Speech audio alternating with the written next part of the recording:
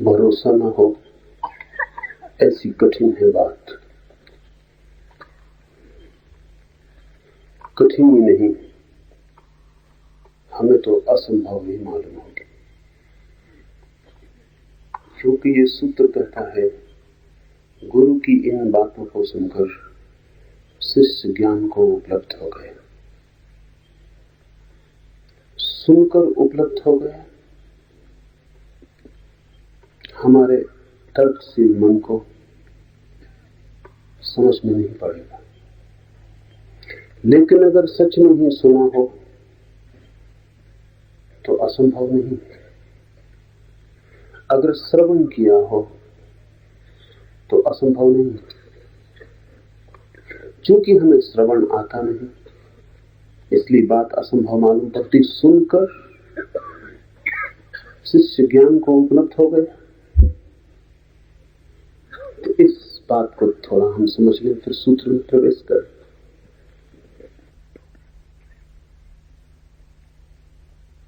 जिस युग में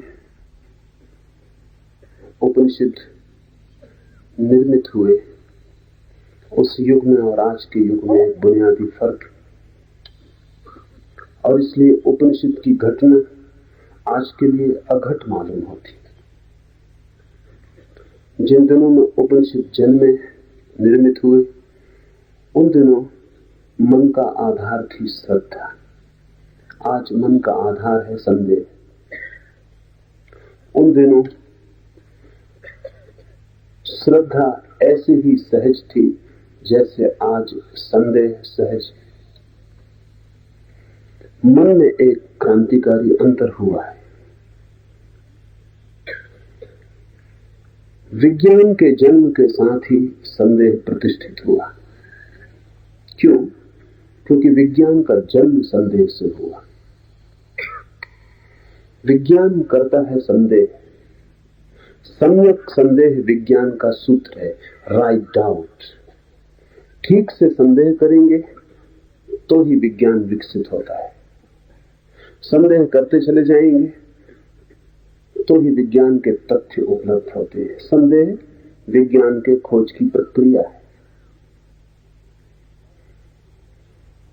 और जब विज्ञान प्रतिष्ठित होने लगा और जब विज्ञान की खोजें आदमी के उपयोग में आने लगी, और जब छोटी सी सुई से लेकर एटम बॉम्ब तक विज्ञान का फैलाव हो गया और आदमी बिना विज्ञान के जीने में असमर्थ हो गया, और जब विज्ञान सब तरफ जीतने लगा, भौतिक जगत में सब तरफ उसकी पताका फहराने लगी, तो स्वभाव था संदेह प्रतिष्ठित हो गया। क्योंकि संदेह से ही जन्मा विज्ञान, और विज्ञान जीता भौतिक जगत में, संदेह प्रतिष्ठित हो गया। आज सारे जगत में जो भी शिक्षा हम देते हैं वो सभी शिक्षा संदेह की शिक्षा है। पहली कक्षा से लेकर और अंतिम विश्वविद्यालय की श्रेणियों तक हम संदेह सिखाते हैं, क्योंकि विचार संदेह के बिना होता ही नहीं। विचार करना हो तो संदेह करना ही चाहिए। विचार को जितना तीव्र करना हो उतनी तीव्र संदेह की धार आवश्यक है। तो आधुनिक जगत की सारी संरचना विज्ञान से हुई है। खाते हैं, पीते हैं, उठते हैं, बैठते हैं, चलते हैं, जीते हैं, इस सब में विज्ञान प्रविष्ट हो गया है। और विज्ञान खड़ा है संदेह के आधार पर। इसलिए आज के मन की जो आधारशिला है वो संदेह है। आज कोई चीज चुपचाप मान लेने की नहीं। श्रद्धा आज का शब्द नहीं। जब उपनिषद रचे गए तो जैसे आज संदेह प्रतिष्ठित है, तब श्रद्धा प्रतिष्ठित थी। जैसे संदेह आधार है विज्ञान का, ऐसे ही श्रद्धा आधार है धर्म की। इसको ठीक से ख्याल में ले लें। जैसे संदेह के बिना विचार नहीं हो सकता, ऐसे ही श्रद्धा के बिना निर्विचारणा नहीं आ सकती। संदेह और श्रद्धा विपरीत है। अगर विचार करना है तो ठीक संदेह आना चाहिए, फिर साहस से संदेह करना चाहिए, फिर इंच इंच परख करनी चाहिए, और बिना तर्क को स्वीकृत हुए कोई चीज स्वीकार नहीं करनी चाहिए, जो हो परिणाम। लेकिन तर्क ही तब सहारा है और संदेह ही तब नाव है। अगर विचार में गति पानी है और अंततः अगर विचार से निष्कर्ष लेना है कोई, तो संदेह उपाय है। लेकिन धर्म विचार से संबंध ही नहीं रखता। धर्म का मामला ही उल्टा है। धर्म कहता है निर्विचार होना है। क्योंकि निर्विचार होना है इसलिए संदेह की कोई जगह नहीं रह जाती। निर्विचार होना है तो संदेह का कोई उपाय ही नहीं। ये नाव काम की नहीं। अगर निर्विचार होना है तो संदेह से उल्टी चीज काम की होगी, क्योंकि संदेह विचार का आधार है। श्रद्धा है संदेह से विपरीत। स्वीकार, मान लेना, ट्रस्ट, भरोसा। ये दोनों नावें हैं, इनकी यात्रा अलग अलग है। किसी को वैज्ञानिक बनना हो तो श्रद्धा से नहीं बन सकता, और किसी को धार्मिक बनना हो तो श्रद्धा के बिना नहीं बन सकता। जैसे आज विज्ञान सफल हुआ है और सब तरफ जीवन पर आच्छादित हो गया, ऐसा ही उन दिनों धर्म सफल था और जीवन के रोए रोए पोर पोर में समाविष्ट था। उन दिनों सफलता ही एक सफलता थी, वो धर्म की थी। कोई आदमी उन दिनों कितना ही बड़ा वैज्ञानिक हो जाता तो भी लोगों के लिए वो पाने योग्य स्थिति न मालूम होती। उन दिनों पाने योग्य स्थिति थी किसी बुद्ध की, किसी कृष्ण की, किसी अंगिरस की, किसी रैक्व की। उस दिन पाने योग्य स्थिति थी। उस दिन हमने उन लोगों को देखा था जैसे आज विज्ञान अपने चरम शिखर पर खड़ा है, ऐसा हमने उन दिनों धर्म को अपने चरम शिखर पर देखा। विज्ञान जब शिखर पर होता है तो वस्तुएं बढ़ जाती हैं, यंत्र बढ़ जाते हैं, कुशलता बढ़ जाती है, भोग के साधन बढ़ जाते हैं। धर्म जब सफल होता है तो चैतन्य बढ़ता है, आत्मा बढ़ती है, त्याग के अनूठे रहस्य उपलब्ध हो जाते हैं। विज्ञान बढ़ता है तो बाहरी यात्रा बढ़ती है, धर्म बढ़ता है तो अंतर यात्रा बढ़ती है। ये बिल्कुल विपरीत है, उनकी दिशाएं प्रतिकूल है। तो उस दिन हमने देखे थे धर्म के दीप स्तंभ, और उन दीप स्तंभों के ही आधार पर सारे मनुष्य का चित्त निर्मित हुआ था। विद्यालय था, विद्यापीठ थी, गुरुकुल था, वे सभी श्रद्धा सिखा रहे थे। तो श्रद्धा हमारे खून में थी। स्वीकार कर लेना सहज था, अस्वीकार कर लेना बड़ा उल्टा काम था। अस्वीकार करने के लिए बड़ी चेष्टा करनी पड़ती किसी को, स्वीकार करने के लिए कोई चेष्टा नहीं करनी पड़ती थी। आज उल्टी है बात। आज अस्वीकार करने के लिए कोई चेष्टा नहीं करनी पड़ती, वो हमारा सहज रुख है।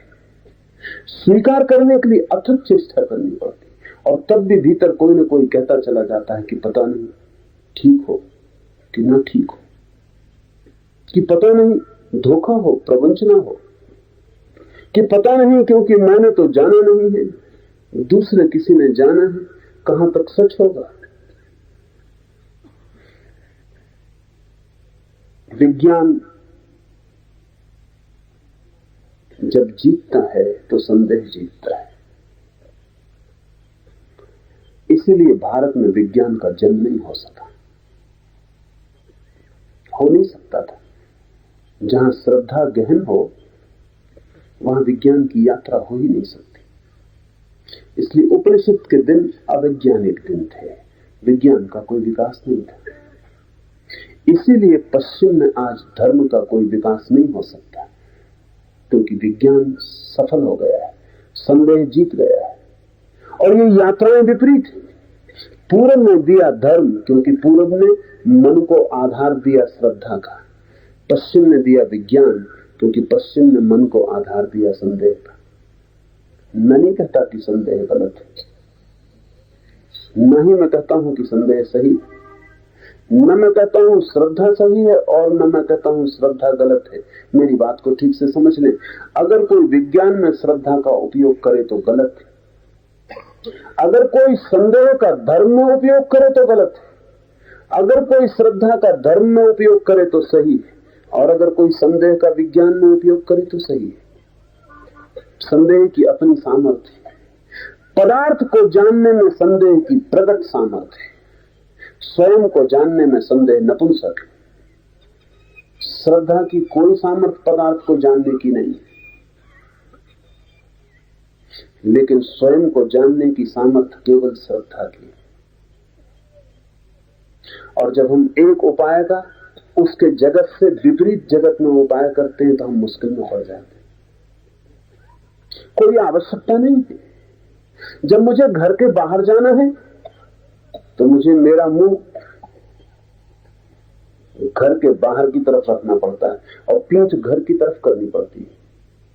जब मुझे घर आना है तो मुझे मुंह घर की तरफ करना पड़ता है, पीठ बाहर की तरफ करनी पड़ती है। श्रद्धा है घर की तरफ मुंह, संदेह है बाहर की तरफ मुंह। श्रद्धा और संदेह एक ही सिक्के के दो पहलू हैं, लेकिन दोनों की उपयोगिता अलग है, दोनों की निष्पत्तियां अलग है। और जिसने इन दोनों में भ्रम किया वो कठिनाई में पड़ जाता है। जिन दिनों उपनिषद रचे गए उन दिनों श्रद्धा थी आधार। जो सुना जाता था वो सीधा आत्मसात हो जाता। श्रद्धा का अर्थ है ग्राहकता, श्रद्धा का अर्थ है प्रेमपूर्ण स्वीकार। इस स्वीकार का सारा आयोजन था। ऐसा कोई रास्ते चलते किसी से कुछ कह नहीं देता था।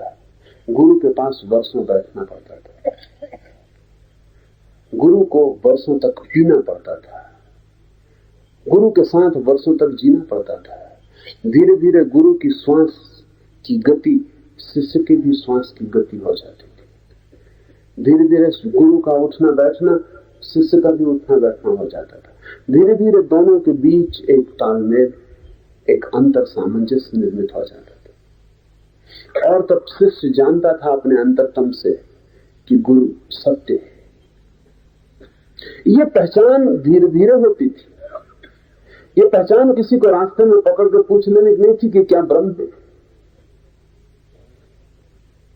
मुझे लोग मिल जाते, मैं स्टेशन पर अपनी गाड़ी पकड़ने जा रहा हूं, बीच में मुझे रोक लेते हैं प्लेटफॉर्म पर कि जरा एक मिनट, सच में ईश्वर है?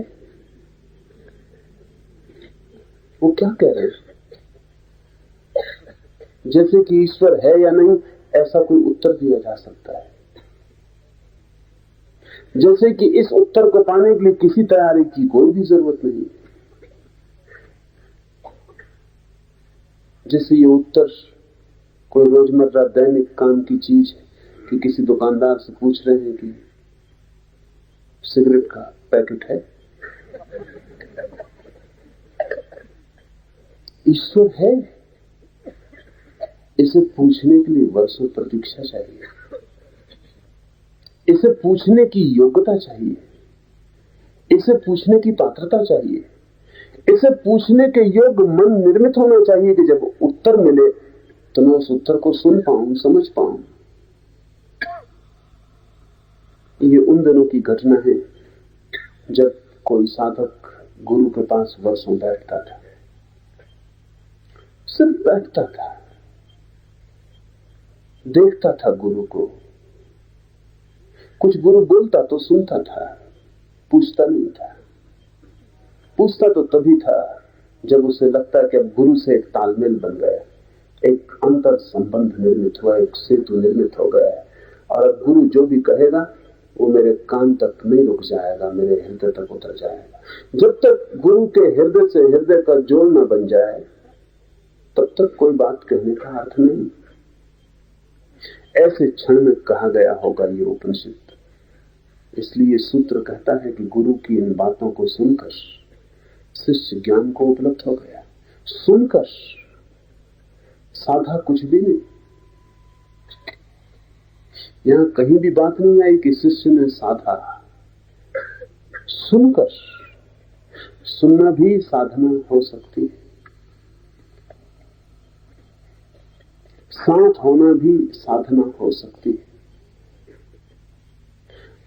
आंतरिकता साधना हो सकती है, लेकिन हम अपरिचित हैं आज इस बात से। आज तो जिनसे हमारा बहुत प्रेम है उनसे भी हमारी कोई आंतरिकता नहीं होती, जिन्हें हम अपने निकट पाते हैं उनसे भी दूरी मालूम पड़ती है, निकटता नहीं होती। आज प्रत्येक व्यक्ति अपने अपने में बंद हो गया है। हो जाने का कारण संदेह। जिसके प्रति संदेह हो उसके साथ आंतरिकता कैसे निर्मित होगी? जिसके साथ कोई संदेह न हो उसी के साथ आंतरिकता निर्मित हो सकती है। संदेह तो द्वार बंद कर लेता है, ताले लगा लेता है, अपने भीतर सुरक्षा की जरूरत हो जाती है। श्रद्धा असुरक्षित है। श्रद्धा कोई सुरक्षा नहीं करती। श्रद्धा का मतलब ही यह है कि गड्ढे में गिरा दोगे तो गिर जाएंगे। तुम गड्ढे में गिरा रहे हो तो गड्ढे में गिरने में जरूर कोई राज होगा। कौन गिरा रहा है ये सवाल है, गड्ढा सवाल नहीं है। अगर गुरु गड्ढे में धक्का दे रहा है तो उपनिषद दिन का शिष्य चरण छू के गड्ढे में गिर जाता। ये सवाल नहीं कि गड्ढा है, ये सवाल है कि कौन गिरा रहा है। जिसे इतना चाहा, जिसकी इतनी आंतरिकता जिससे बनी, वो अगर गड्ढे में गिरा रहा है तो गड्ढे में कोई हित होगा, कोई कल्याण होगा। ये भाव है श्रद्धा। इस भाव से जब कोई चीज सुनी जाती है तो अंतरतम तक उतर जाती है और फिर साधना की कोई जरूरत नहीं रह जाती। साधना वस्तुतः श्रद्धा की कमी को पूरा करने का उपाय है। वो जो श्रद्धा नहीं है उसकी जो जगह खाली है उसे साधना से पूरा करना पड़ता है, वो सब्स्टिट्यूट है, नहीं तो कोई जरूरत नहीं। क्योंकि उपनिषद की दृष्टि ही यही है कि जिसे पाना है वो तो भीतर मौजूद है। साधने का कोई सवाल नहीं है, कोई प्रयत्न आवश्यक नहीं, कोई प्रयास की जरूरत नहीं, क्योंकि जिसे पाना है वो है ही मौजूद, सिर्फ उसकी तरफ आंख उठानी। अगर श्रद्धा हो प्रगाढ़ और तैयारी हो उस अज्ञात में आंख उठाने की गुरु के इशारे पर, तो बात पूरी हो जाएगी। मारपा ने कहा है, तिब्बत के एक अद्भुत फकीर ने, कि मैंने कभी कुछ साधा नहीं, मैंने कभी कोई प्रयास नहीं किया, मैंने तो बस एक ही काम किया, गुरु पे श्रद्धा की।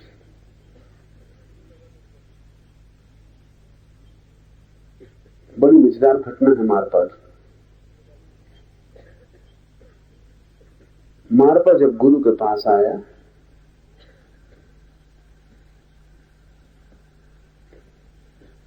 तो मारपा ने कहा कि मैं तो तैयार होकर आया हूं श्रद्धा के लिए। तो उसके गुरु ने कहा श्रद्धा पूरी है? तो मारपा ने कहा श्रद्धा अधूरी होती है, ऐसा मैंने सुना नहीं। श्रद्धा अधूरी हो कैसे सकती? श्रद्धा होगी तो पूरी होगी, नहीं तो नहीं होगी। इसे थोड़ा समझ ले। कुछ लोग कहते हैं थोड़ी थोड़ी श्रद्धा है, थोड़ी थोड़ी नहीं। उन्हें पता नहीं वो क्या कह रहे हैं। श्रद्धा विभाजित नहीं होती। किसी से कहो कि थोड़ा थोड़ा प्रेम है, थोड़ा थोड़ा नहीं, क्या मतलब होता है? किसी से कहो कि थोड़ा थोड़ा सच बोलते हैं, थोड़ा थोड़ा सच। अभिवाज्य है ये बातें, इनको कोई बांट नहीं सकता। या श्रद्धा होती है या नहीं होती। थोड़े थोड़े का मतलब ये होता है कि नहीं है, लेकिन आप इतनी ईमानदार भी नहीं है कि स्वीकार कर लें कि श्रद्धा नहीं, तो कहते हैं थोड़ी थोड़ी। मारपाने का श्रद्धा पूरी होती, अधूरी मैंने सुनी नहीं, मुझे श्रद्धा है। तो उसके गुरु ने कहा कि सामने जो गड्ढा है इसमें कूद जा। मारपा तत्काल कूद गया। गुरु घबराया कि ये मुफ्त जान गई, ऐसा ना सोचा था कि ये कूद ही जाएगा। भागा गुरु, शिष्य भागे, नीचे जाकर देखा मारपा ध्यान लगाए गड्ढे में बैठा है। गड्ढ भयंकर था, हजारों फीट गहरा था, कोई उपाय बचने का न था, लेकिन उसे खरोंच भी न लगी थी। गुरु ने समझा संयोग है। फिर और परीक्षा करनी पड़ेगी।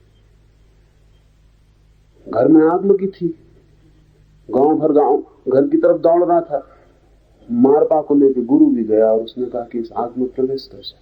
मारपा आग में प्रवेश कर गया, अंदर चला गया, ध्यान लगा के भीतर बैठ गया। सारा घर जल के राख हो गया। गुरु और उनके सारे शिष्यों ने समझा कि मर गया बेचारा, अब कोई उपाय नहीं। जब राख हो गया तब लोग अंदर घुसे। वो राख के बीच में बैठा था, उसे जरा सी भी खरोंच, आग की जरा सी भी खरोंच नहीं पहुंची थी। तो गुरु ने कहा कि तेरे पास क्या तरकीब है, कौन सा तेरे पास शक्ति है जो तू ये काम कर रहा है? उसने कहा शक्ति सिर्फ आप पर श्रद्धा।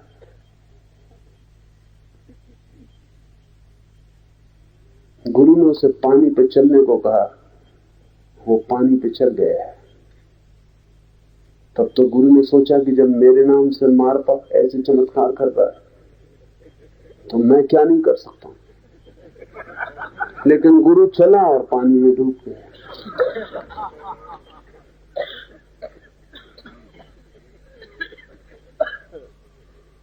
गुरु का सवाल नहीं, गुरु की कोई श्रद्धा नहीं थी कि पानी पे चला जा सकता है, कि आग में बचा जा सकता है, कि गड्ढा चोट नहीं पहुंचाएगा। गुरु तो खुद डरे हुआ था कि हो कैसे रहा है, ये मारपा जरूर कोई और तरकीब जानता है जो मुझे पता नहीं। पानी पे चलेगा कोई कैसे? मारपा को चलते हुए देखकर भी गुरु को श्रद्धा नहीं आई कि पानी पे चला जा सकता है। उसे लगा कि जरूर कोई तरकीब है, कोई और राज जो मुझे पता नहीं, और ये मुझे धोखा दे रहा है कि सिर्फ श्रद्धा से चल रहा हूं। और अगर मुझ पर श्रद्धा रख के ये पानी पे चल रहा है तो मैं तो चली जाऊंगा। यहां भूल हो गई। श्रद्धा से चल रहा था वो। किस पे श्रद्धा है ये सवाल नहीं था, श्रद्धा थी हृदय में। उसको तो इतने भाव था कि जब गुरु कहता है पानी में चलो तो चलना हो जाएगा। इसमें रत्ती भर कहीं कोई संदेह न था। इसमें क्षण भर को भी संदेह आता तो मार पर डूब जाता। श्रद्धा नाव है, लेकिन एक छेद भी हो तो डुबा देती। गुरु चला, डूब गया। तो गुरु ने मारपा को कहा कि तू मुझे धोखा दे रहा है, कुछ न कुछ तेरे पास तरकीब है। मैं तो चला, मेरे नाम से तू चल गया और मैं खुद नहीं चल पाया। तो मारपा ने कहा अब मेरा भी चलना मुश्किल है। जब मैंने आपको डूबते देखा मामला खत्म हो गया, मेरी श्रद्धा टूट गई। अब भूल के मुझे आप आज्ञा मत देना, अब मैं पूरी ना कर पाऊंगा, और अब मैंने पूरी की तो जिंदा नहीं लौटूंगा। मैंने आपको डूबते देख लिया, अब उपाय नहीं है मेरे पास। जिस नाव से मैं चलता था वो टूट गई, फिर मारपा नहीं चल सका। ये कहानी मीठी, उपयोगी है। श्रद्धा की अपनी एक शक्ति है अगर श्रद्धा तो साधना अनावश्यक है, श्रद्धा काफी है। श्रद्धा नहीं है तो साधना अति आवश्यक है, श्रद्धा काफी नहीं है। एक बड़ी मजेदार बात हो गई, क्योंकि मध्य युग में संतों को ऐसा लगा कि नास्तिकता बढ़ती जा रही है और कोई धर्म में उत्सुक नहीं दिखाई पड़ता। इसलिए कौन करेगा लंबी साधनाएं, कौन करेगा जप, कौन करेगा तप, कौन साधेगा योग, कौन उतरेगा तंत्र में, कोई उतरने वाला नहीं दिखाई पड़ता। लोग धीरे धीरे धीरे धीरे धर्म में अनुसुक होते जा रहे हैं। इसलिए संतों ने कहा कलयुग के लिए तो राम नाम ही एक सहारा है, कि इतना तो कम से कम कलयुग में भी लोग कर लेंगे कि राम का नाम लेने, इसमें कुछ खर्च तो होता नहीं। लेकिन बड़ी भूल हो गई। धर्म का जो विज्ञान है उसके विपरीत है ये बात। कलयुग में साधना की सबसे ज्यादा जरूरत है, क्योंकि श्रद्धा नहीं। इसे थोड़ा समझ ले, क्योंकि बड़ा विपरीत दृष्टिकोण है जो मैं कह रहा हूं। कलयुग में साधना की सर्वाधिक जरूरत है, सतयुग में नहीं थी, क्योंकि श्रद्धा नहीं है। तो श्रद्धा को किस चीज से पूरा करिएगा? राम नाम भी काम कर सकता है, लेकिन उसको ही जिसमें श्रद्धा हो। तो सतयुग में राम नाम का काम करता रहा होगा, अब नहीं करेगा। तो मैं आपसे कहता हूं कि कलयुग में राम नाम लेने से कुछ भी होने वाला नहीं है, क्योंकि जिस हृदय में राम नाम जैसी बात भी कुछ कर सकती थी, वो श्रद्धालु हृदय अब नहीं है। अब तो कठोर साधना करनी पड़ेगी, बड़ा श्रम उठाना पड़ेगा, तब कुछ हो सकता है।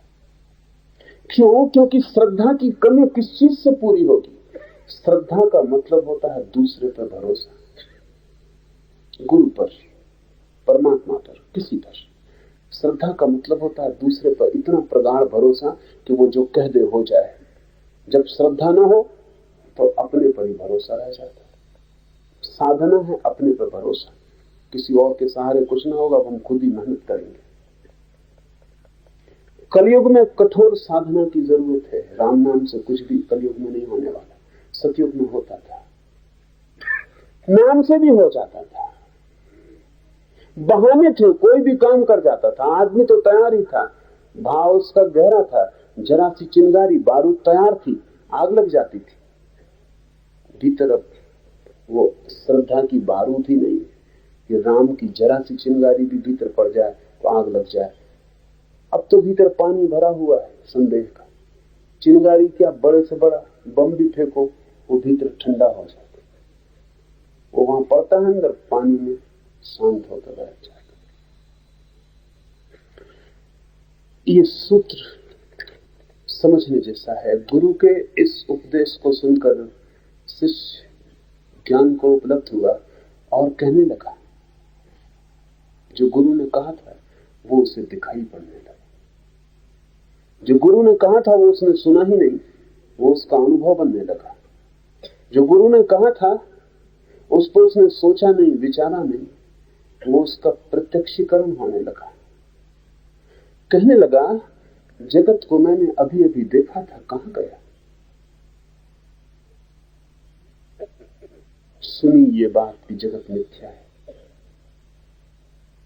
सुनी ये बात कि सौंदर्य अपना ही प्रक्षेपण, सुनी ये बात कि आकर्षण सब अपने ही सपने।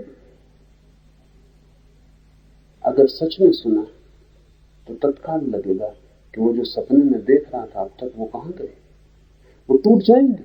सपना तो जानते ही टूट जाता है, जैसे जाना कि सपना है कि टूटा। जैसे कोई कह दे कि ये सपना है तो टूट जाएगा। गुरु ने कहा कि सपना है सारा जगत। आपने भी सुना सपना है सारा जगत, आपने कहा होगा, हो सकता है, कौन जाने। और कैसे माने कि जगत सपना है? जगत इतना साफ स्पष्ट चारों तरफ मौजूद है। ये बात कुछ जचती नहीं कि जगत सपना है। जचती भी हो तो हम इसे अपने मन को जचाना नहीं चाहते, क्योंकि सपनों में हमारा बड़ा इन्वेस्टमेंट है, सपनों में बड़ी संपदा लगा बैठे, सपनों में ही सारा सुख है हमारा। अगर सपना है सारा जगत तो हमारे सारे सुखों का क्या होगा? और हमने जो जो पूंजी लगा रखी है जीवन भर उनमें कि कभी पूरे होंगे, वो नियोजित पूंजी का क्या होगा? वो सब व्यर्थ चली जाएगी। जगत में हमारा बड़ा इन्वेस्टमेंट है, हमने बहुत कुछ न्यस्त किया है जगत में। तो एकदम से कोई कह दे सपना, ऐसा समझे कि सपने में आप सम्राट हो गए और बड़ा मजा ले रहे हैं, स्वर्ण के सिंहासन पर बैठे, हीरे मोतियों की वर्षा हो रही, और तभी आपकी पत्नी हिलाने लगे और कहेगी क्या सपना देख रहे? तो आप कहेंगे चुप भी रहे, शांत रहे, सब गड़बड़ किए दे रही।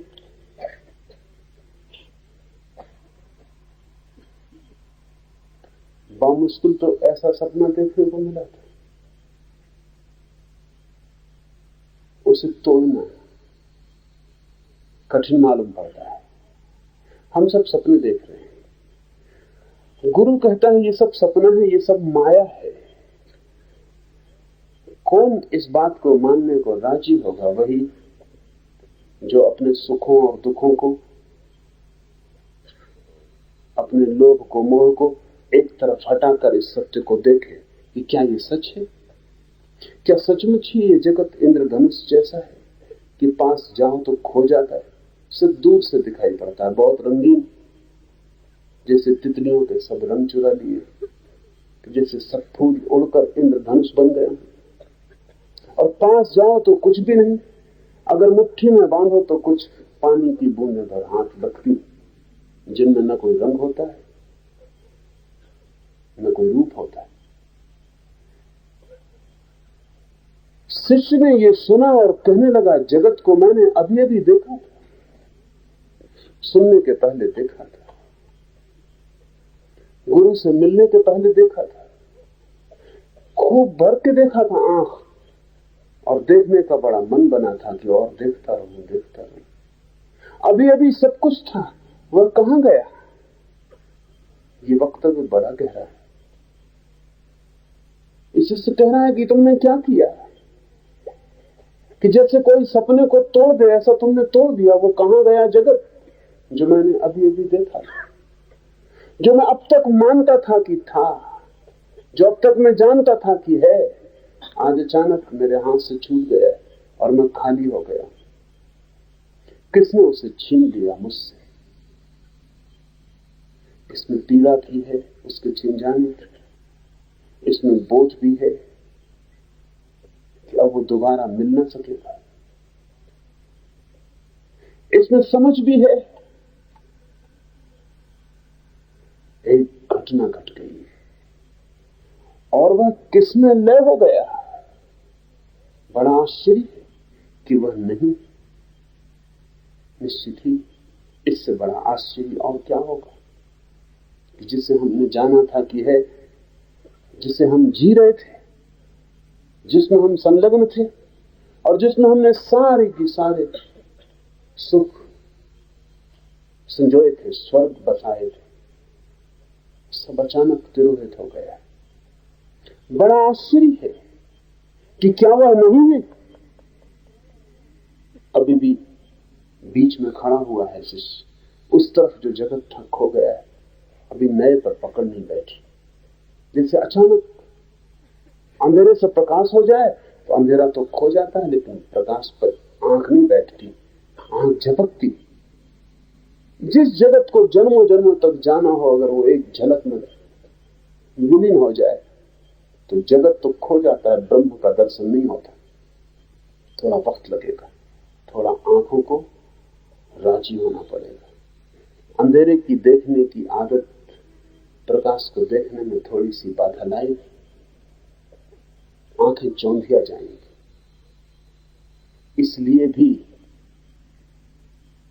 इसलिए भी साधना का एक उपयोग है कि धीरे धीरे प्रकाश हो, ताकि आंखें चौंधिया न जाएं। सत्य अगर सीधा सीधा सामने आ जाए, आप अंधे हो जाएंगे। अंधे इसलिए हो जाएंगे कि उसे देखने की क्षमता आंख को जुटानी पड़ती है। आंख जैसी है वैसी उसे देख नहीं सकती, आंख टूट जाएगी। इतना विराट है विस्फोट कि आपकी छोटी सी आंख उसे नहीं सह पाएगी, अंधी हो जाएगी, रोशनी खो जाएगी।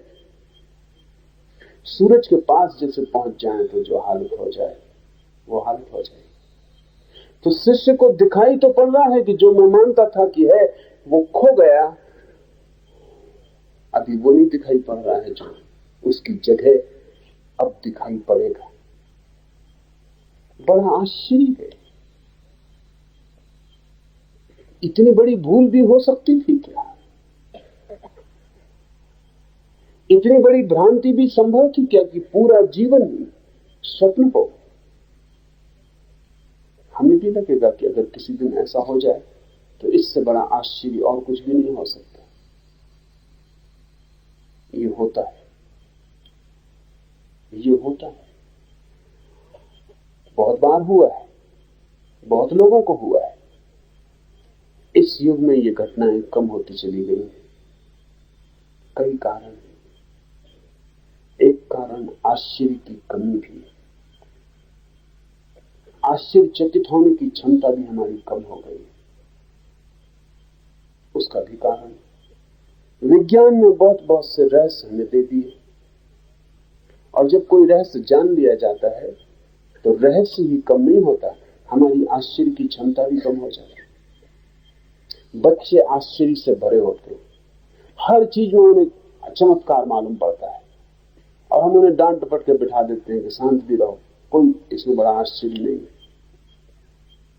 हम उन्हें समझा देते हैं, लेकिन आपको पता है कि आप बच्चे से उसका एक जगत छीन रहे हैं, आश्चर्य का जगत, जहां हर छोटी मोटी घटना, एक छोटी सी उड़ती तितली इतना सुख दे जाती थी कि जितना फिर सारा जगत भी आपके विज्ञान का नहीं दे पाएगा।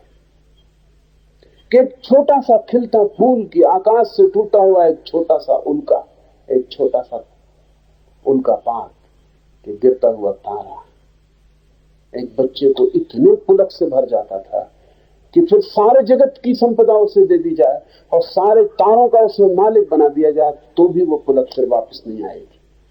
बच्चा आश्चर्य से देख रहा है हर चीजों को। क्यों? क्योंकि उसे कुछ भी पता नहीं, वो अज्ञानी, उसे कुछ भी पता नहीं।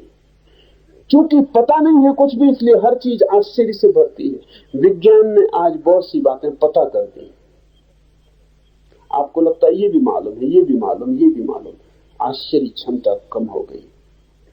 जरूरी नहीं है, लेकिन आपको फिर अगर आश्चर्य को बनाए रखना है तो आपको विज्ञान का फिर बहुत गहन अध्ययन चाहिए, तो आश्चर्य जग सकता, नहीं तो नहीं जग सकता। आइंस्टीन ने मरने के पहले कहा है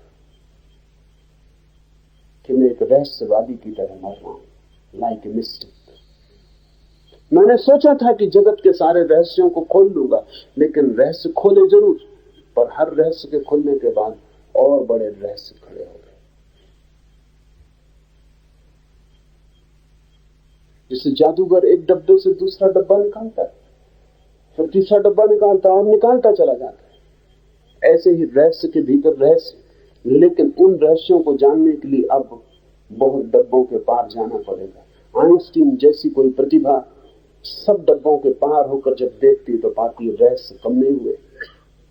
लेकिन हम जो छोटा मोटा ज्ञान इकट्ठा कर लेते हैं, हमारा रहस्य भाव मर जाता है, हमारा आश्चर्य मर जाता है। हमारी चीज को कहने लगते हैं, उत्तर हमारे पास हो जाता है कि इसका ये अर्थ, इसका ये अर्थ, ये इसलिए है, ये इसलिए है। सब चीजों का अर्थ और व्याख्या हो गई हो तो आश्चर्य का भाव कम हो जाता है, और जब आश्चर्य का भाव कम हो जाए तो धर्म की संभावना टूट जाती है। धर्म है एक रहस्य, परम रहस्य। धर्म है परम आश्चर्य। इस जगत में जो बड़े से बड़ा चमत्कार घट सकता है वो है धार्मिक हो जाना। क्यों? क्योंकि धार्मिक होते ही ये जो शिष्य कह रहा है बड़ा आश्चर्य है, क्या वो जगत नहीं है जो अभी अभी था, जिसे मैंने अभी अभी देखा, अभी अभी जाना, वो कहां खो गया, वो किसमें लीन हो गया?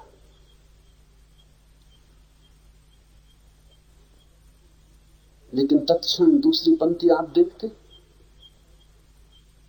पहली पंक्ति आश्चर्य की है, दूसरी पंक्ति आनंद की है। आश्चर्य के पीछे ही आनंद छिपा है, और जिसका आश्चर्य खो गया उसे आनंद कभी भी ना मिलेगा। आश्चर्य आनंद का द्वार है, जिसका द्वार ही बंद हो गया वो आनंद के भवन में कभी प्रवेश न करेगा।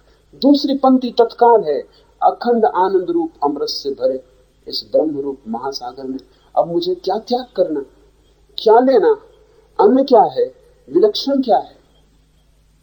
अगर ये सारा जगत ही मिथ्या हो गया तो अब मुझे कुछ भी छोड़ना नहीं। जिसे छोड़ सकता था वो खो ही गया। अब मुझे कुछ भोगना भी नहीं, क्योंकि जिसे भोग सकता था वो अब नहीं। ना कुछ पकड़ना है, ना कुछ छोड़ना है, ना कुछ लेना है, ना कुछ हटाना है। वो सारा का सारा जगत भोग और त्याग का विलीन हो गया है। इस सूत्र को थोड़ा ख्याल में ले लें। जब जगत विलीन होता है तो ये मत सोचना कि भोग ही विलीन होता है, त्याग भी विलीन हो जाता है। क्योंकि भोग और त्याग तो उस जगत के हिस्से थे जो था। एक आदमी धन इकट्ठा करता था, वो भोगी था। एक आदमी धन त्याग करता था, वो त्यागी था। लेकिन जिसका जगत ही विलीन हो गया हो, धन ही विलीन हो गया हो, उसके लिए क्या त्याग और क्या भोग। इसलिए उपनिषद के ऋषि आपकी परिभाषा में त्यागी नहीं थे। उपनिषद के ऋषि आपकी भाषा में भोगी भी नहीं थे, त्यागी भी नहीं थे। उपनिषद के ऋषि बहुत अलग तरह के, तीसरे तरह के लोग थे। जो आज हमारे मन में ख्याल है त्यागी का, वो भोगी के विपरीत है। ये जिन उपनिषद के ऋषियों ने ये बातें कही हैं, वो कोई नग्न खड़े हुए सब छोड़कर भाग गए लोग नहीं थे। वे कोई भटकते हुए सन्यासी नहीं थे। वे न त्यागी थे न भोगी थे। वे अति सामान्य और सरल लोग थे, बच्चों की तरह जी रहे थे। और उनके लिए वो सारा जगत जहां त्याग और भोग घटता है, दोनों विलीन हो गए थे। उन दोनों का कोई मूल्य ना रहा था, दोनों का। इसलिए जब इस मुल्क में बुद्ध और जैन धर्म के प्रभाव में भोग के विपरीत त्याग की धारणा प्रबल हुई, तो उपनिषद के ऋषि धीरे धीरे हमें भूलते चले गए। क्योंकि वो एक अलग ही तरह के लोग थे। उनको हम भोगी नहीं कह सकते, क्योंकि वो कभी इकट्ठा करने के लिए उत्सुक न थे। उन्हें हम त्यागी भी नहीं कह सकते, क्योंकि वो छोड़ने के लिए भी आतुर नहीं थे। उन्हें कोई दे जाता तो वो ले भी लेते थे, और उनसे कोई ले जाता तो वे उसका पीछा करने भी जाने वाले नहीं थे। एक घटना आपसे कहूं, उससे ख्याल आए, कबीर का लड़का था कमाल। कबीर त्यागी थे, कमाल उपनिषद के ऋषियों जैसा था। तो कबीर के शिष्यों ने कबीर को कहा कि कमाल को यहां से अलग कर दो, क्योंकि कोई इसको रुपए पैसे, आपको कोई रुपए पैसे भेंट करता है तो आप कहते हैं नहीं, कोई जरूरत नहीं, इस मिट्टी का हम क्या करेंगे। वही कमाल बाहर बैठा रहता है, वो लोग जो आपको देने आते हैं और आप नहीं लेते, कमाल को दे देते हैं। कमाल कहता खुश रहो, रख लेता। तो ये अड़चन है। ये लड़का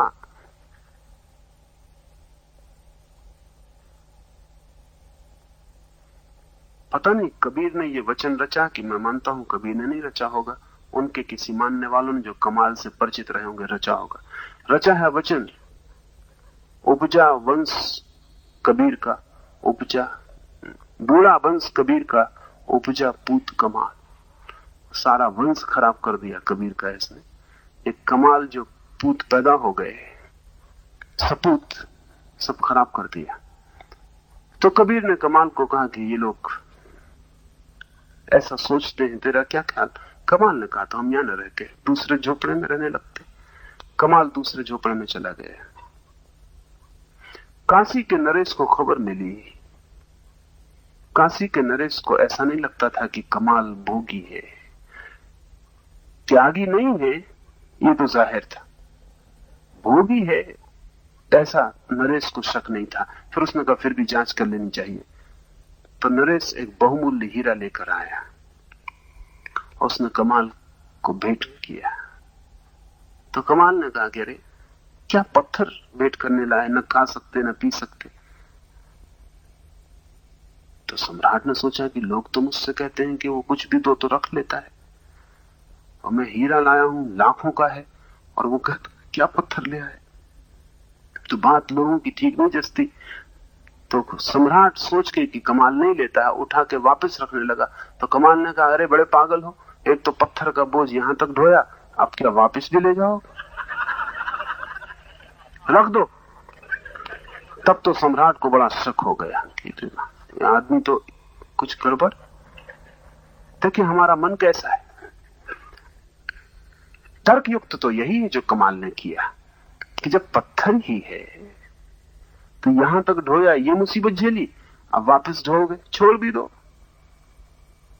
पहली बात सम्राट को जची थी, भोगी को त्याग की बात हमेशा जचती। दूसरी बात बिल्कुल नहीं जची और लगा कि ये संदिग्ध मामला है। फिर भी उसने कहा कहां रख दूं? तो कमाल ने कहा पूछते हो कहां रख दूं तो मतलब तुम इसे पत्थर नहीं मानते, ले ही जाओ। कहां रखने का क्या सवाल है, पत्थर ही है, पड़ा रहने दो। तो सम्राट जांचने के लिए कहा कि अच्छा, झोपड़ा था सनोलियों का, उसमें खोस दिया हीरे को, कहा यहां रखे जाता हूं। कमाल ने कहा तुम्हारी मर्जी, बाकी पत्थर का इतना क्यों हिसाब रखते हो?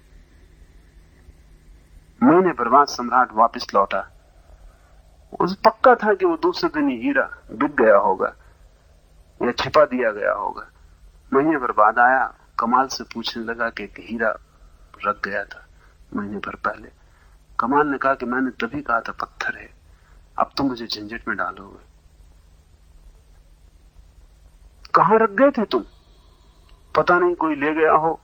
सम्राट ने कहा कि ये होशियारी की बातें कर रहा है, पता नहीं कोई ले गया हो या पता नहीं वहां हो भी, तुम देख लो। पर सम्राट हैरान हुआ, हीरा वहीं खोसा था, वहीं सनोलियों में हीरा दबा था। उपनिषद के ऋषि ऐसे लोग थे।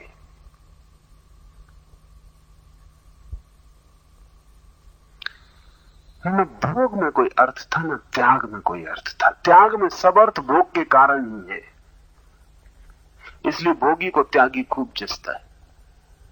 विपरीत होता है, आकर्षण में आता है, आंख में चुभता है, लगता है कि ये हम नहीं कर सकते और ये आदमी कर रहा है, तो भोगी त्यागी के पैर छूते। उसका कारण है, उनको लगता है कि हम तो भोजन छोड़ नहीं सकते और ये आदमी महीने भर से उपवास कर रहा है, परो पैर में पड़ जाओ। और हम तो घर नहीं छोड़ सकते और इसने सब छोड़ दिया। हम वस्त्र नहीं छोड़ सकते, ये नग्न सड़क पर खड़ा है, इसके पैर में पड़ जाओ। जो हम नहीं कर सकते वो कोई कर दे तो हमें लगता है आदर योग्य। सब त्याग का आदर भोग के कारण है। इसलिए एक मजेदार घटना घटती, जितना संपन्न समाज हो, भोगी समाज हो, उतना ज्यादा त्याग का आदर करता है। जैन है, संपत्ति ज्यादा है, सुख सुविधा ज्यादा है, तो उनकी अपेक्षा अपने साधु से बहुत त्याग की होती है। ये बड़ी मजेदार बात है। समाज भोगियों का, सुविधा संपन्न लोगों का, लेकिन अपने त्यागी से वो अपेक्षा बड़ी करते हैं त्याग की, नहीं तो वो आदर ही नहीं करेंगे उसका। हिंदुओं का इतना भाव नहीं है त्यागी के प्रति कि वो इतना त्याग करे, ये करे, वो करे। इसलिए हिंदू त्यागी कोई जैन त्यागी के मुकाबले कहीं टिकता नहीं।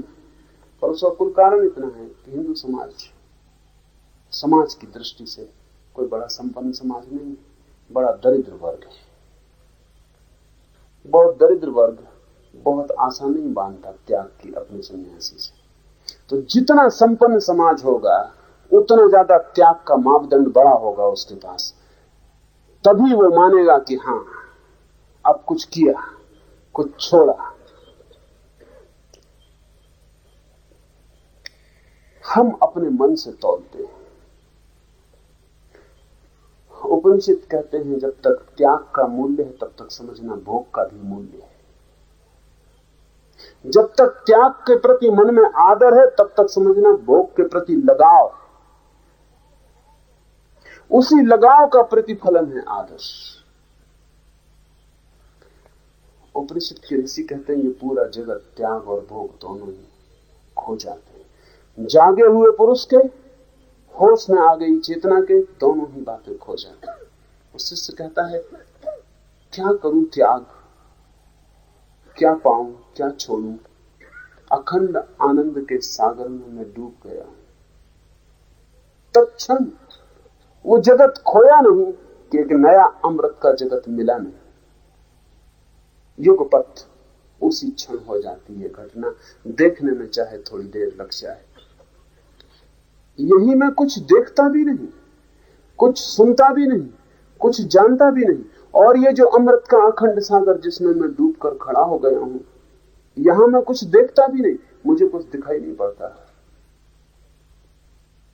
क्योंकि दिखाई तो वस्तुएं पड़ती हैं, मुझे कुछ सुनाई नहीं पड़ता। क्योंकि सुनाई तो सदा दूसरे की आवाज पड़ती।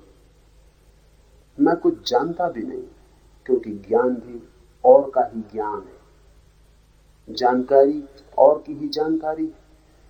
मैं तो बस सिर्फ एक आनंद का अनुभव कर रहा हूं, सदा आनंद रूप अपने आत्मा में हूं। न मेरा अब कोई और ज्ञान है, न मेरी कोई दृष्टि है, और न मुझे कुछ सुनाई पड़ता। मेरी कोई इंद्रियां अब काम नहीं करती। अब तो मेरे भीतर सिर्फ एक ही घटना घट रही कि मुझे सदा आनंद का अनुभव हो रहा है। और ये जो मेरे भीतर आज मुझे अनुभव में आ रहा है, ये विलक्षण, अद्वितीय, कोई उपमा नहीं जिससे मैं इसे समझाऊं, कोई प्रतीक नहीं जिससे मैं इसकी व्याख्या करूं। मैं स्वयं ही अपने लक्षण वाला हूं।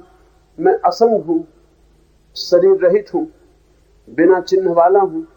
मैं ही श्री हरि हूं, अत्यंत शांत हूं। मैं अनंत हूं, परिपूर्ण हूं और प्राचीन से प्राचीन। ये अनुभव हो रहा है उसे। संसार खोते ही ये अनुभव होने शुरू हो जाते हैं। स्वप्न टूटते ही ये सत्य की प्रतीत होनी शुरू हो जाती है। असंग हूं मैं, शरीर रहित हूं, चिन्ह नहीं मेरा कोई। मैं ही श्री हरि हूं, मैं ही भगवान हूं, मैं ही राम हूं, मैं ही कृष्ण हूं। अत्यंत हूं शांत, अनंत हूं, परिपूर्ण हूं, प्राचीन से प्राचीन हूं। मैं करता नहीं, भोगता नहीं, विकास रहित, अविनाशी हूं। वैसे ही मैं शुद्ध रूप, ज्ञान स्वरूप, केवल हूं, सदाशिव हूं। ये घोषणा शिष्य की। गुरु ने ये कहा था, समझाया था कि ऐसा है। इसे शिष्य दो तरह से ले सकता था। इसे बौद्धिक ज्ञान बना लेता और कहता तो ठीक, मैं भी राजी हूं, आप जो कहते हैं मेरी बुद्धि की समझ में आता है। तब ये उपनिषद व्यर्थ हो गया होता। लेकिन शिष्य का ये अनुभव बन गया। उसने कहा जो आप कहते हैं वो मुझे भी दिखाई पड़ रहा है, उसे मैं भी अनुभव कर रहा हूं। और शिष्य घोषणा करता है, मैं ही हरि हूं, मैं ही प्राचीन से प्राचीन, मैं ही सदाशिव हूं। यह विद्या गुरु ने अपांतरम को दी। गुरु का नाम नहीं, पहले खोजी का नाम नहीं। किसने पहले इसे जाना कुछ पता नहीं। ये मजे की बात है और समझ लेने की है, क्योंकि अध्यात्म कोई नई बात नहीं। अध्यात्म है प्राचीन से प्राचीन, सनातन। जब से मनुष्य रहा है तब से अध्यात्म रहा है। हम ऐसे किसी युग की कल्पना नहीं कर सकते जब अध्यात्म ना रहा हो। हम ऐसे युग की कल्पना तो कर सकते हैं जब विज्ञान नहीं था। हम ऐसे युग की कल्पना कर सकते हैं जब कला नहीं थी, हजार चीजें नहीं थी। पर ऐसे युग की हम कल्पना नहीं कर सकते जब आदमी रहा हो और अध्यात्म में ना रहा हो। क्योंकि अध्यात्म की प्यास ही आदमी का मौलिक लक्षण है। विज्ञान ना हो तो भी आदमी आदमी हो सकता है, धन ना हो तो भी आदमी आदमी हो सकता है, शिक्षा ना हो तो भी आदमी आदमी हो सकता है। अशिक्षित आदमी भी आदमी है और अवैज्ञानिक समाज का आदमी भी आदमी है। लेकिन अध्यात्म ना हो तो आदमी आदमी नहीं होता, पशु हो जाता है। अध्यात्म ही आदमी का लक्षण है। अरस्तु ने कहा है मनुष्य की परिभाषा में कि man is a rational animal, बुद्धिमान प्राणी। वो बात उतनी सही नहीं, क्योंकि बुद्धिहीन मनुष्य को भी मनुष्य तो कहना ही पड़ेगा। बुद्धि बिल्कुल ना हो तो भी मनुष्य तो कहना ही पड़ेगा। वो कोई लक्षण नहीं। मैकियावेली ने कहा man is a political animal. आदमी जो है वो एक राजनीतिक जानवर है। आजकल के आदमी को देखें तो उसकी बात सही लगती है, एकदम राजनीतिक जानवर है। राजनीति खाता, राजनीति पीता, सुबह से अखबार, रात तक वही चर्चा, राजनीति ही जीवन मालूम पड़ती। लेकिन वो भी आदमी का लक्षण नहीं है, क्योंकि अभी खोजे हुई हैं और पता चला कि बंदरों में भी काफी राजनीति चलती, जंगली जानवरों में भी काफी राजनीति चलती। और जैसे देशों में राष्ट्रपति होते, प्रधानमंत्री होते, फिर उनका कैबिनेट होता, ऐसे बंदरों के ग्रोह में भी प्रधान होता, प्रधानमंत्री होते, उनका कैबिनेट होता। राजनीति में और बंदरों में बहुत अंतर नहीं है। आदमियों में भी जिनके मन में बहुत ज्यादा बंदरपन है, वही राजनीति में उत्सुक होते।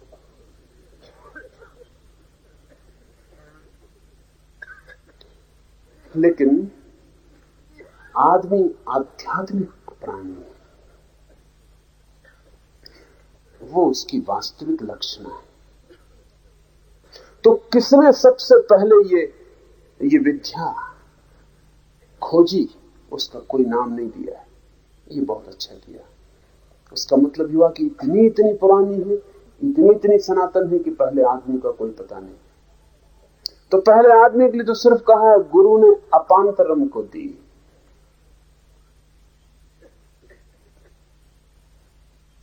अपांतरम भी बड़ा अद्भुत शब्द है।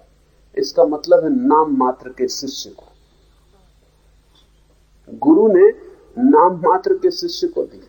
पहले शिष्य का भी नाम पता नहीं, इसलिए अपांतरम कहा है। नाम मात्र के, नाम रख लिया, काम चलाओ।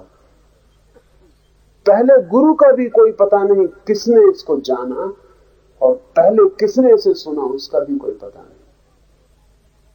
और चूंकि पहला गुरु रहा होगा, तो पहले शिष्य को भी पता नहीं होगा कि मैं शिष्य हूं, कौन गुरु है, क्योंकि गुरु और शिष्य होना तो बात की व्यवस्था होगी।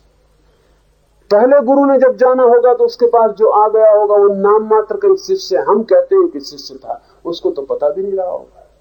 खींचा चलाया होगा चुंबक के पास, जान लिया होगा। इसलिए सूत्र कहता है, ये विद्या गुरु ने अपांतरम को दी, अपांतरम ने ब्रह्मा को दी। ब्रह्मा हमारा सृष्टि का निर्माता है। ये बड़े मजे की बात है कि जिसने सृष्टि बनाई है वो भी अज्ञानी,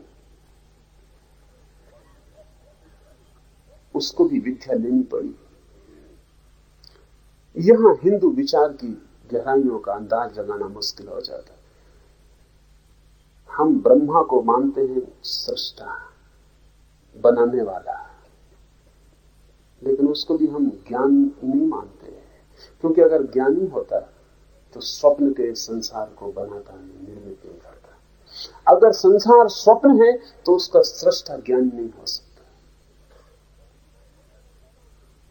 स्वप्न को फैलाना, यही तो काम है ब्रह्मा का, स्वप्न को फैलाना। इसलिए हमने ब्रह्मा के बहुत मंदिर नहीं बनाए, एक ही मंदिर है भारत में।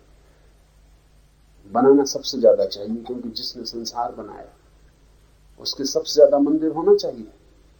बनाने वाले थे, उसके मंदिर नहीं, उसका एक ही मंदिर है। नाम मात्र कहना चाहिए उसका मंदिर। क्यों? क्योंकि संसार को हमने समझा कि वो सपना है, और जिसने बनाया उसके क्या मंदिर बनाने हैं। मंदिर हमने शिव के सबसे ज्यादा बनाए, क्योंकि वो संसार को मिटाने वाला है। गांव गांव वृक्ष वृक्ष के नीचे शिवलिंग रख दिए, सारी जमीन हमने शिव से भर दी। उसका कारण, ब्रह्मा की क्या याद करें, उपद्रव में अटका दिया हमें उसी में। शिव का हमने स्मरण किया है बहुत जानकर, क्योंकि वो संहार है, वो विनाश करेगा, स्वप्न को मिटा देगा।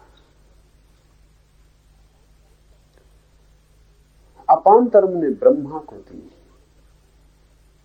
ब्रह्मा ने घोर अंगिरस को दी, घोर अंगिरस ने रैक्व को दी, रैक्व ने राम को दी। ऐसी उस परंपरा में और हजारों लोग हुए हैं। ये महत्वपूर्ण नाम चुन लिए गए हैं। इस बीच हजारों लोग हुए हैं जिनके नामों का भी पता नहीं, लेकिन महत्वपूर्ण नाम चुन लिए गए। ये बहुत प्रसिद्ध लोग हैं। घोरी अंगिरस उस जमाने का, उपनिषद के जमाने का बड़े से बड़ा ज्ञाता पुरुष है। उसने रैक्व को दी। रैक्व भी एक बहुत अद्भुत ऋषि है। रैक्व ने राम को दी और राम ने समस्त भूत प्राणियों को दी। राम के द्वारा ये बोध विराट हुआ, बहुत लोगों तक पहुंचा। उसके पहले ये इजोटेरिक थी, उसके पहले ये गुप्त विद्या थी और कोई गुरु किसी शिष्य को चुपचाप देता था। राम ने इसे समस्त प्राणियों के लिए खुला कर दिया। राम के हाथों में आके ये विद्या गुप्त ना रही, प्रकट हो गई। राम ने इसे समस्त भूत प्राणियों को दिया। यह निर्वाण का उपदेश है। निर्वाण का उपदेश का अर्थ होता है ये मिटने का उपदेश है। जैसे दिया बुझ जाए ऐसा खुद को बुझा लेने का उपदेश है। लेकिन खुद को जो बुझाता है वही उस परम सत्ता को पाता है जिसे बुझाने का कोई उपाय नहीं। जो बुझ सकता है मेरे भीतर वो मेरा अहंकार है, जो नहीं बुझ सकता वही मेरे भीतर ब्रह्म है। तो जो बुझ सकता है उसे बुझा दो ताकि जो नहीं बुझ सकता उसका अनुभव हो सके। यही वेद की शिक्षा है। समस्त वेद का यही सार है और वेद का यही अनुशासन है। इस प्रकार यह उपनिषद समाप्त होता है। यह उपनिषद बड़े अनूठे ढंग से समाप्त होता है। गुरु के उपदेश से समाप्त नहीं होता, शिष्य की उपलब्धि से समाप्त होता है। गुरु ने क्या कहा इस पर ही समाप्त नहीं होता, शिष्य को क्या हो गया इस पर समाप्त होता है। और जब तक कोई शिक्षा हो ना जाए जीवन, तब तक उसका कोई भी मूल्य नहीं। जब तक कोई शिक्षा जीवंत न हो सके तब तक मन का विलास है। उपनिषद मन का विलास नहीं, जीवन का रूपांतरण है। गुरु ने अपांतरम को दी, अपांतरम ने ब्रह्मा को दी, ब्रह्मा ने घोरी अंगिरस को दी, घोरी अंगिरस ने रैक्व को दी, रैक्व ने राम को दी, राम ने समस्त भूत प्राणियों को दी। और हमने पुनः इस अद्भुत चिंतन, दर्शन, साधन की पद्धति को फिर से अपने भीतर जगाने की कोशिश की। फिर से थोड़ी लौ को उकसाया। यहां से जाने के बाद उस लौ को उकसाते रहना। कभी ऐसी घड़ी जरूर आ जाएगी कि आप भी कह सकेंगे अभी अभी देखा था उस जगत को, वो कहां गया? क्या वो नहीं है? और जिस दिन आपको भी ऐसा अनुभव होगा उस दिन आप भी कह सकेंगे मैं हरि हूं, मैं सदाशिव हूं, अनंत हूं, आनंद हूं, मैं ब्रह्म हूं। और जब तक ये आपके भीतर न हो जाए तब तक कैसा ये निर्वाण का उपदेश, कैसा ये वेद का सार। और तब तक ये उपनिषद यहां तो समाप्त हो गया, लेकिन आपके लिए समाप्त नहीं हुआ है। एक दिन ऐसा है कि आप भी कह सकें कि उपनिषद की शिक्षा मेरे लिए भी समाप्त हो गई। मैं वहां पहुंच गया जहां उपनिषद पहुंचाना चाहते।